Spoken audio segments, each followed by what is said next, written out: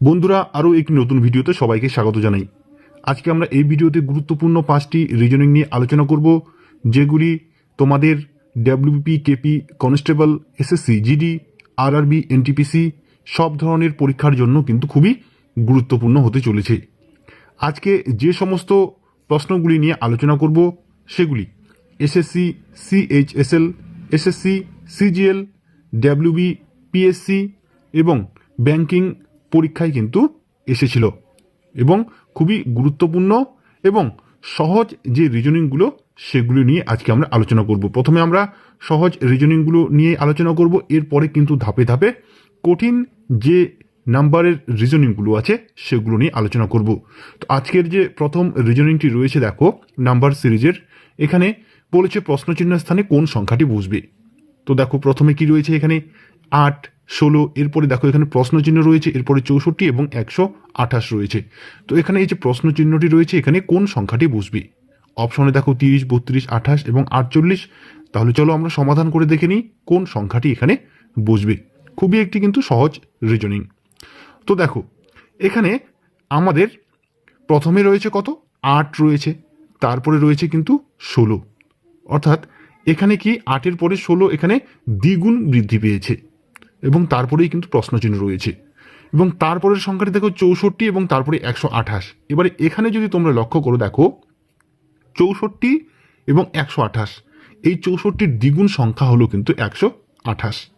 তাহলে এখানে আমাদের প্রশ্নচিহ্ন স্থানে কোন সংখ্যাটি বসবে। তো দেখো আমরা যদি পর পর দ্বিগুণ সংখ্যা করি তাহলে কি দাঁড়াচ্ছে। তাহলে প্রথমে তো 8 দুগুণে 16 হলো, এবারে 16 দুগুণে কত হবে, 16 দুগুণে 32, অর্থাৎ এখানে প্রশ্নচিহ্ন স্থানে কিন্তু 32 সংখ্যাটি আমাদের আপাতত বসছে। তো এখানে যদি প্রশ্নচিহ্ন স্থানে 32 বসে, তাহলে 32-এর দ্বিগুণ সংখ্যা আমরা এবারে দেখব। 32-এর দ্বিগুণ সংখ্যা কত, 32-এর দ্বিগুণ সংখ্যা হলো 32 দুগুণে 64 এবং 64-র দ্বিগুণ সংখ্যা 128, অর্থাৎ পর পর কিন্তু সংখ্যাগুলি দ্বিগুণ বৃদ্ধি পেল। তাহলে এখানে প্রশ্নচিহ্ন স্থানে কিন্তু অবশ্যই 32 সংখ্যাটি বসবে। তাহলে দেখো অপশন বিতে রয়েছে 32, অর্থাৎ অপশন বি হবে এই প্রশ্নের সঠিক উত্তর। তাহলে প্রশ্নচিহ্ন স্থানে 32 সংখ্যাটি বসবে। তো চলো খুবই সহজভাবে এই যে নাম্বার সিরিজের রিজনিংগুলো রয়েছে আমরা করতে পারবো। পরেরটি দেখে নিই কি রয়েছে।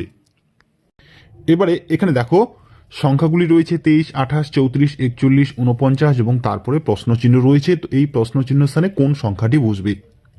খুবই কিন্তু একটি সহজ রিজনিং, সবাই এই রিজনিংটি করতে পারবে।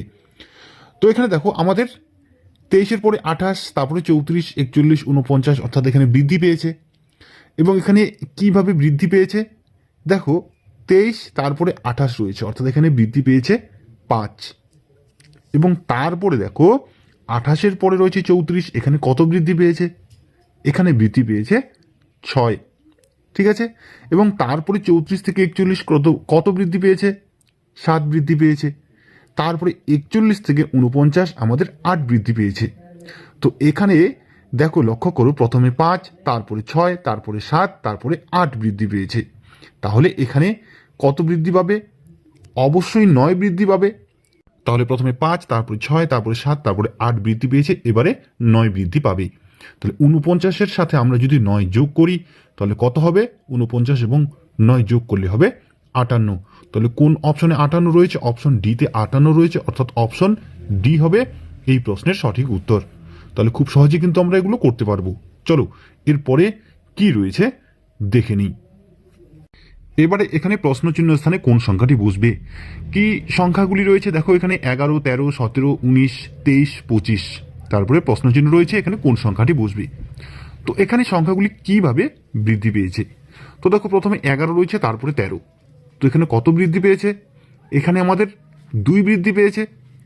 তারপরে দেখো 13 থেকে 17, এখানে কত বৃদ্ধি পেয়েছে, এখানে 4 বৃদ্ধি পেয়েছে। এরপরে 17 থেকে 19, এখানে কত বৃদ্ধি পেয়েছে, এখানে 2 বৃদ্ধি পেয়েছে। এবং তারপরে আবার দেখো 19 থেকে 23, এখানে 4 বৃদ্ধি পেয়েছে।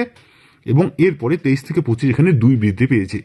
তাহলে এখানে বৃদ্ধির হারটি কেমন, এখানে দেখো প্রথমে 2 বৃদ্ধি পাচ্ছে এবং তারপরে 4 বৃদ্ধি পাচ্ছে এবং এভাবে ক্রমান্বয়ে কিন্তু বৃদ্ধি পাচ্ছে, প্রথমে 2, তারপরে 4। তো এখানে তাহলে আমাদের কত বৃদ্ধি পাবে? দেখো, তাহলে এখানে 23 থেকে 25 2 বৃদ্ধি পেয়েছে, তাহলে 25 থেকে আমাদের এখানে এবারে 4 বৃদ্ধি পাবে। তাহলে 25-এর সাথে 4 যদি আমরা যোগ করি কত হবে? 25 4 29 হবে। অর্থাৎ এখানে প্রশ্নচিহ্ন স্থানে কিন্তু 29 সংখ্যাটি বসবে। তাহলে কোন অপশনে 29 রয়েছে? দেখো, অপশন এতে কিন্তু 29 রয়েছে। তাহলে অপশন এ হবে এই প্রশ্নের সঠিক উত্তর। তাই আমরা এখানে অপশন এ চুজ করব। চলো পরেরটি কি রয়েছে দেখে নিই। এবারে এখানে এই সংখ্যা সিরিজের শূন্যস্থানে কোন সংখ্যাটি বসবে? এখানে কি রয়েছে দেখো, 5 11 17 25 33 এবং 43। তারপরে শূন্যস্থান রয়েছে, এখানে কোন সংখ্যাটি বসবে? তো দেখো, এখানে আমাদের 5 থেকে 11 কত বৃদ্ধি পেয়েছে? এখানে 6 বৃদ্ধি পেয়েছে। এরপরে 11 থেকে 17 এখানে কত বৃদ্ধি পেয়েছে? এখানেও কিন্তু 6 বৃদ্ধি পেয়েছে। এবং এরপরে 17 থেকে 25 কত বৃদ্ধি পেয়েছে? এখানে আমাদের 8 বৃদ্ধি পেয়েছে। এবং তারপরে 25 থেকে 33 এখানেও 8 বৃদ্ধি পেয়েছে। তাহলে প্রথমে আমাদের 6 এবং 6 বৃদ্ধি পেল, তারপরে কিন্তু আমাদের 8 8 করে বৃদ্ধি পেল। এবারে দেখি আমরা 33 থেকে 43 কত বৃদ্ধি পেয়েছে। এখানে 33 থেকে 43 কিন্তু 10 বৃদ্ধি পেয়েছে। তাহলে প্রথম দুইবার 6 6 করে বৃদ্ধি পেয়েছে, তারপরে 8 8 করে বৃদ্ধি পেয়েছে, এবারে কিন্তু 10 বৃদ্ধি পেল। তাহলে অবশ্যই কিন্তু এবারও আমাদের 10 বৃদ্ধি পাবে। খুবই একটি সহজ রিজনিং। তাহলে এবারে 43-এর সাথে যদি আমরা 10 যোগ করি তাহলে কত হবে? 43-এর সাথে আমরা যদি 10 যোগ করি তাহলে হবে 53। অর্থাৎ এই প্রশ্ন চিহ্ন স্থানে 53 সংখ্যাটি বসবে। অপশন ডি হবে এই প্রশ্নের সঠিক উত্তর। পরেরটি দেখো কি রয়েছে। এবারে এখানে প্রশ্ন চিহ্ন স্থানে কোন সংখ্যাটি বসবে? প্রথমে 97, তারপরে 90, তারপরে 76, তারপরে 55 রয়েছে। এখানে প্রশ্ন চিহ্ন স্থানে কোন সংখ্যাটি বসবে? এখানে দেখো, এবারে আমাদের কিন্তু 97 তারপরে 90, অর্থাৎ এখানে কিন্তু আমাদের মাইনাস হয়েছে, অর্থাৎ সংখ্যা কিন্তু এখানে কমে গিয়েছে। তো 97 থেকে 90 এখানে আমাদের দেখো কত কমেছে?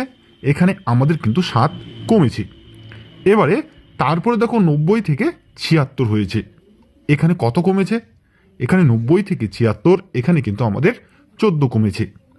এবং তারপরে দেখো 76 থেকে 55, এই 76 থেকে 55 অর্থাৎ কত কমেছে? 76 থেকে আমরা যদি 55 বিয়োগ করি তাহলে হবে 21, অর্থাৎ এখানে 21 মাইনাস হয়েছে। তাহলে প্রথমে 7 কমেছে, তারপরে 14 কমেছে, তারপরে 21 কমেছে। তাহলে দেখো এখানে কিন্তু ক্রমান্বয়ে 7 7 করে কমেই যাচ্ছে। প্রথমে 7, তারপরে 14, তারপরে 21।